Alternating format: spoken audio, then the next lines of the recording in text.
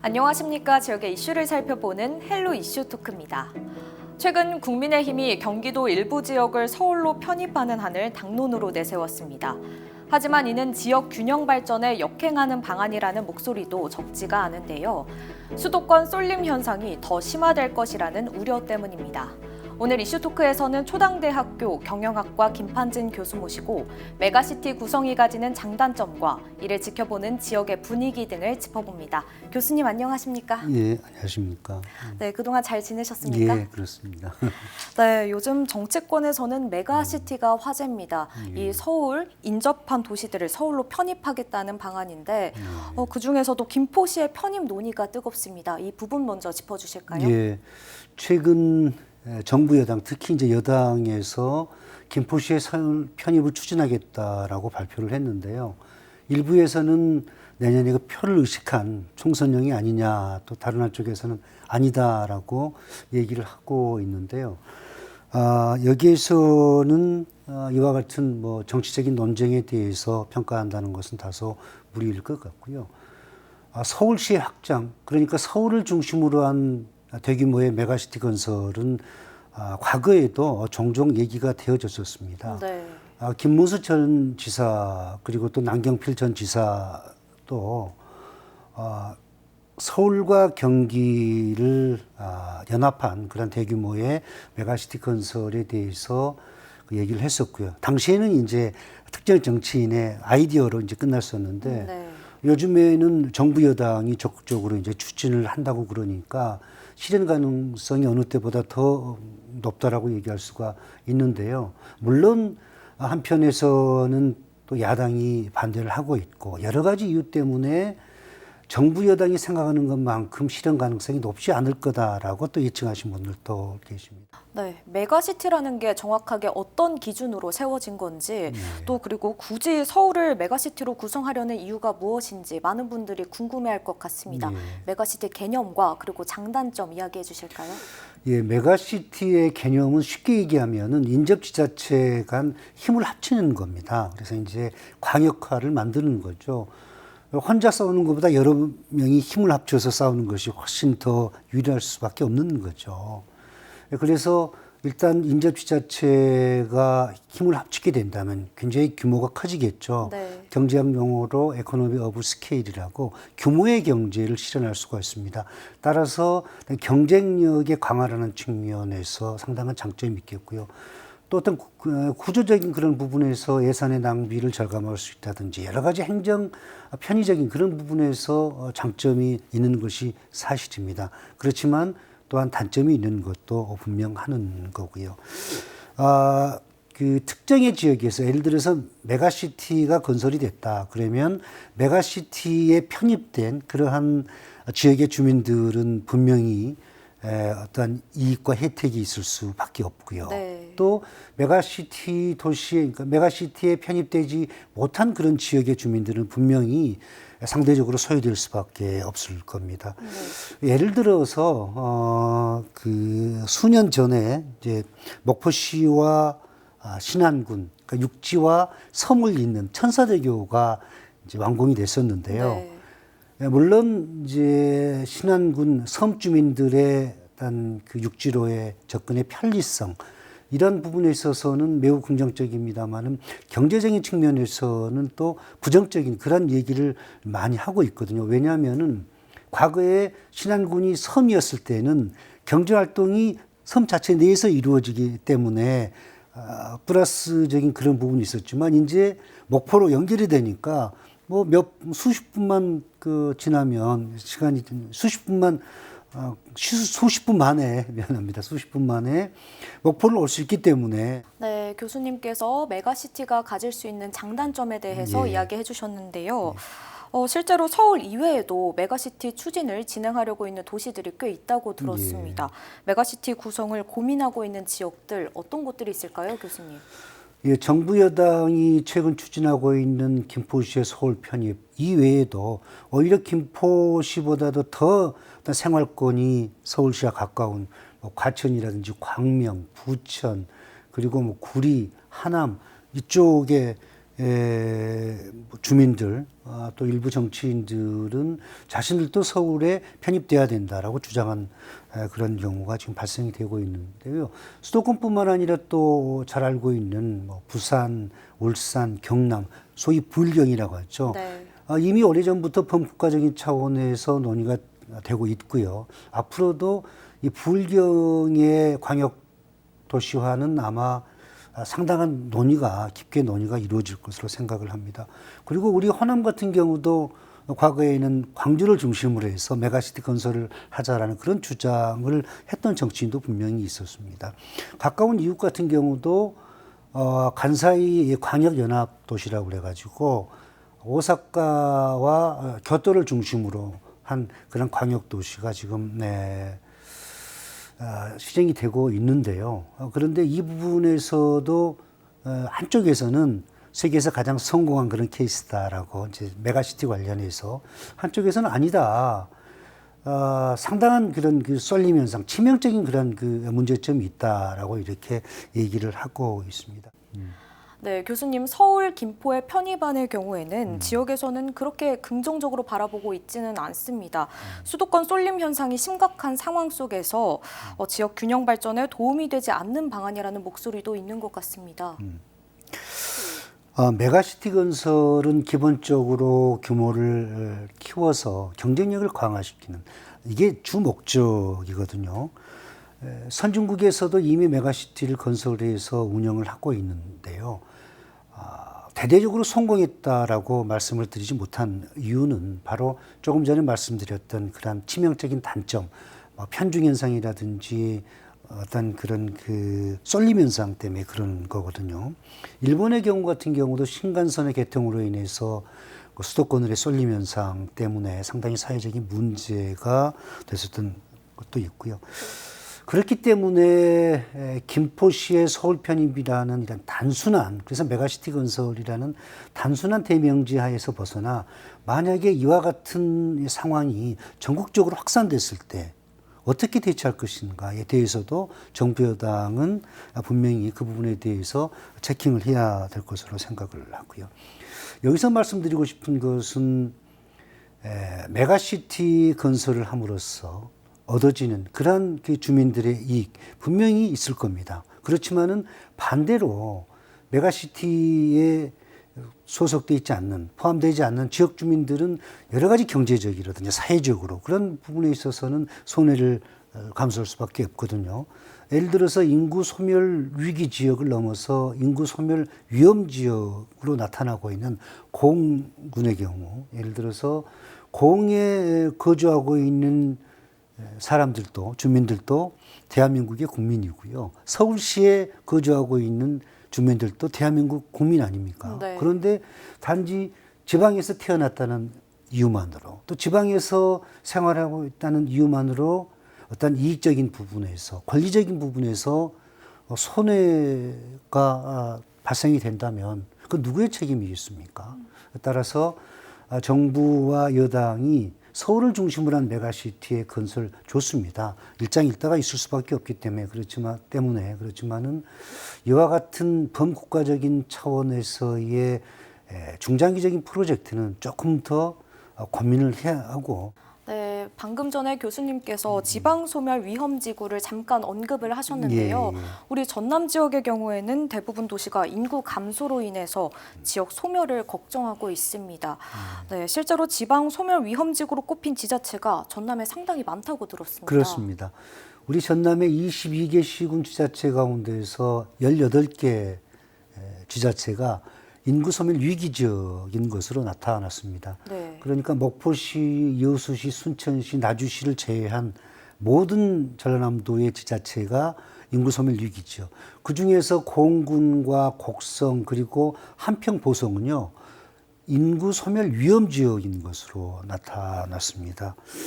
따라서 현재 우리 전남도의 인구 감소에 따른 지역 소멸, 지방 소멸은 전라남도 차원에서 대처하기는 조금 늦은 감이 있고요. 이제는 범국가적인 차원에서 대처를 해야 된다. 물론 지금도 정부에서 많은 지원이 이루어지고 있습니다만은 지금보다는 조금 더 구체적이고 체계적인 그런 정부의 지원이 필요할 시점이라고 생각을 합니다. 네, 전남의 인구 감소를 대응하기 위해서 범국가적인 대응 방안이 필요하다. 그렇습니다. 네, 예, 이런 예. 말씀해 주셨습니다. 예. 네, 그렇다면 앞으로 수도권 쏠림 현상이 더 심화된다고 가정을 한다면 그렇습니다. 지역에서는 인구 감소 문제를 어떻게 보고 또 대응해 나갈 건지 조금 더 심도 있게 바라볼 필요가 있지 않나 싶습니다. 예, 지금까지 인구 증가를 위해서 쏟아부은 예산이 약 한 400조 정도 된다고 그럽니다. 보통 사회복지 예산이 뭐 정부나 지방자치단체 같은 경우는 한 3분의 1 정도 되거든요. 2023년 정부 예산이 약 한 640조, 본예산이, 그리고 1, 2차 추경까지 포함하면 한 680, 90조 정도 됐는데요. 여기에 한 거의 200조 이상이 사회복지 부분에 지금 투입이 됐었거든요. 내년에 우리 정부 예산이 상당히 삭감이 됐습니다. 약 한 30% 정도가 삭감이 됐는데요. 유일하게 사회복지 관련 예산은 8% 정도 증가했다고 그럽니다. 그만큼 정부도 사회복지, 물론 인구와 뭐 고용과 청년과 출산 이걸 다 포함한 그런 사회복지 관련해서도 상당히 신경을 많이 쓰고 있다고 하는 건데요. 이와 같이 정치적인 그런 메시지를 별개에 두더라도 수많은 예산을 투입하고 있는데도 OECD 국가 가운데서 출생률이 최하위입니다. 지방 소멸 부분에서도 최하위를 지금 벗어나지 못하고 있는 상황인데요. 따라서 결국은 이와 같은 피해가 지역으로 확산될 수밖에 없는 거고요. 네, 지금도 전남의 많은 지자체들이 인구 유입 정책을 다양하게 내놓고 있는데요. 한계가 있을 수밖에 없는 정책들도 상당히 많다고 들었습니다. 예. 어떤 한계점이 있을까요, 교수님? 예, 지난해 우리 전남의 인구가 한 181만 명 정도 됩니다. 2004년도에 인구 200만이 무너졌으니까요. 22개 시군의 전남도를 포함해서 정말로 인구를 늘리기 위해서 또 지방 소멸을 막기 위해서 상당히 많은 그런 정책들 또 예산이 투입이 됐는데요.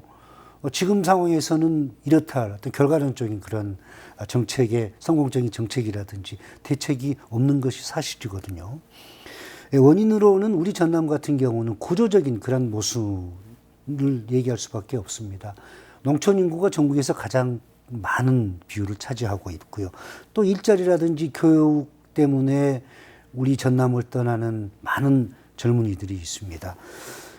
전남의 청년 비율이 21.6%로 전국에서 최하입니다. 네. 그러니까 우리 전남의 인구 비율 가운데서 20% 정도만 청년 인구가 차지하고 있다는 거죠. 더욱이 문제가 되고 있는 것은 65세 이상의 고령자 비율이 24.9%로 전국 최고라는 겁니다. 그러니까 65세 이상의 고령 인구가 100명 중에 한 25명 정도 되니까 일단 인구의 어떤 구조적인 그런 부분에서 우리 전남이 상당히 어려움을 겪고 있다라고 얘기할 수가 있겠고요. 최근에는 또 전남도가 정부에 한 3,080억 정도의 그 지방소멸 위기 대용 기금을 지금 이렇게 확보를 해서 청년 일자리라든지 출산에 투입을 한다고 그러는데요. 글쎄요. 지금까지도 많은 대책과 정책들 또 많은 예산이 투입이 됐는데 보여주는 그런 결과물이 없기 때문에 참 아쉬움이 큽니다만은 분명한 것은 현실적인 그러한 대책과 정책이 필요하다는 겁니다. 실질적으로 그래서 인구가 증가하고 또 일자리가 창출이 되고 그래서 지역의 소멸이 좀 늦춰지는 또 아니면 답보 상태로 가게 하는 그런 정책이 필요하거든요. 하나의 제가 예를 들도록 하겠습니다. 얼마 전에 우리나라의 그 아주 유명한 포탈에 메인을 한 3일 정도 장식을 했던 상위에 랭크를 했던 그러한 건데요. 홍도 뭐 잘 아시죠? 뭐 전 국민들이 다 알고 계실 겁니다. 유명한 그 성관광지인데 네. 홍도분교가 이제 학생들이 주로서 이제 문을 닫게 되는 그런 상당히 이제 운영에 어려움을 겪고 있는 것 같습니다. 네. 따라서 신안 그 군에서는 홍도로 이사온 그러니까 초등학생 자녀를 두고 있는 부모님들이 홍도로 이사를 오면 월 320만 원의 그러한 그 지원이 이루어지고요. 더욱이 이제 저학년에 자녀들을 많이 두고 있는 가정에게는 더 많은 지원이 이루어진다고 이렇게 발표를 했는데요. 한 150만 정도의 유튜브 조회수가 나타났고요. 100여 세대가 문의를 했다고 그럽니다. 아마 이와 같은 현실적인 정책은 제가 판단했을 때는 분명히 성공할 것으로 생각하고요. 홍도분교는 없어지지 않고 계속해서 잘 운영될 것으로 생각을 합니다. 네, 그렇다면 실효성 있는 대안을 위해서 각 지역에서 어떤 노력들 해가야 한다고 생각하실까요? 예. 지금 가장 중요한 것은 국가적인 아젠다, 또 사회적인 아젠다가 바로 인구 감소에 따른 지방 소멸, 그리고 지역 균형 발전이 더 중요하다고 생각을 합니다. 네. 물론 정부 여당에서 지금 추진하고 있는 서울을 중심으로 한 메가시티 건설, 지금 수도권이 우리나라의 총 인구의 46%가 집중되어 있습니다. 거기에 또 메가시티 건설을 추진하고 있다 그러니까 글쎄요, 많은 전문가들은 이게 앞뒤가 좀 맞지 않느냐 그런 얘기를 하고 있습니다. 우선순위가 좀 바뀌었다라고 얘기를 하고 있거든요. 왜냐하면은 현재 우리나라의 출생률이 0.78%입니다. 네. 일본 같은 경우 우리나라보다 훨씬 더 경제적으로 잘 살고 여러 가지 부분에서 조금 앞서 있는 일본 같은 경우도 1.34명입니다. 네. 그리고 중국 같은 경우도 1.28명이거든요. 근데 우리나라 같은 경우는 젊은이들이 결혼을 해서 애를 한 명도 낳지 않는다는 겁니다. 따라서 지금과 같은 상황이 계속해서 진행이 된다면 우리나라의 경쟁력은 지금보다도 상당히 뒤처질 수밖에 없을 겁니다. 그리고 또 하나, 물론 이와 같은 상황이 정치인들의 어떤 포퓰리즘, 또 표를 의식한 그러한 예산만을 낭비한 그러한 정책 때문에 이와 같은 결과가 나왔을 수도 있습니다. 그건 뭐 차치하더라도요. 또 하나는 우리 이제 기성세대들의 좀 생각이 바뀌어야 된다고 생각을 합니다. 이건 제가 정말로 좀 간곡하게 말씀을 드리고 싶은 건데요. 우리나라의 출생률 0.78명이라고 그랬죠. 그러니까 우리 젊은이들이 결혼을 하기를 싫어한다는 겁니다. 그리고 또 결혼을 하더라도 애를 낳지 않는다는 거예요. 더욱더 중요한 것은 결혼을 하고 싶지 않는, 결혼을 하지 않겠다는 그러한 젊은이들의 수가 계속해서 늘어나고 있다는 겁니다. 네. 국가적인 차원에서는 상당한 마이너스로 작용할 수밖에 없습니다. 따라서 이제는 우리 기성세대들이 앞으로의 우리나라의 미래의 성장 동력이라고 할 수 있는 젊은이들이 꿈을 마음껏 펼칠 수 있도록 조금은 양보와 희생이 필요하다고 생각하는데요. 예를 들어서 정부나 지자체에 대해서 지나친 그런 사회복지 정책을 요구한다든지 아니면 정치인들이 표를 의식해서 예산을 남발하는 그런 그 사회 정책을 제시했을 때, 대책을 제시했을 때 노라고 얘기할 수 있는, 자신 있게 얘기할 수 있는 그러한 상황이 이제는 나타나야 된다, 그렇게 생각을 합니다. 아무튼 끝으로 중요한 것은 지금 서울의 메가시티 건설과 인구 감소에 의한 지방 소멸, 지역 균형 발전 중에서 어느 것이 더 중요하냐, 어느 것이 더 우선순위가 돼야 되냐라고 하는 것에 대해서는 우리 TV를 시청하고 계신 시청자 여러분들께서 정확히 판단하실 것으로 생각을 합니다. 네, 교수님 오늘 말씀 잘 들었습니다. 감사합니다. 예, 감사합니다. 도시가 커진다는 것이 삶의 질을 높일 수 있다는 건 아닐 겁니다. 지역 균형 발전을 위한 고민도 필요하겠고요. 아울러 장기적인 관점에서 지역의 인구 정책을 다시 한번 점검해 볼 필요도 있겠습니다. 오늘 이슈 토크는 여기서 마칩니다. 함께해 주신 여러분 고맙습니다.